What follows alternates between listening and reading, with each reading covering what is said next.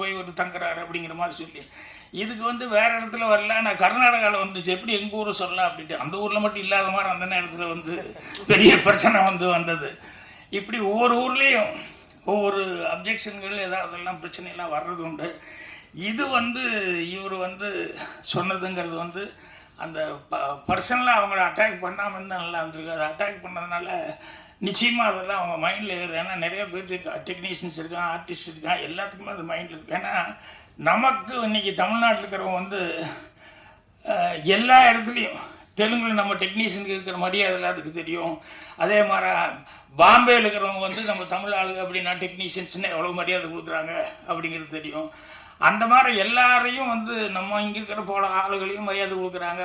இப்போ உதயகுமார் மற்றவங்க தான் பேசுன மாதிரி சலீம் கோஸ்னா அவர் யார் என்ன வந்தாலும் டேலண்ட் இருந்ததுன்னா சொல்லி மரியாதை கொடுக்குறாங்க. அந்த மாதிரி வந்து மரியாதை கொடுக்குறாங்க. அதே மாதிரி கேரளா பீப்புள்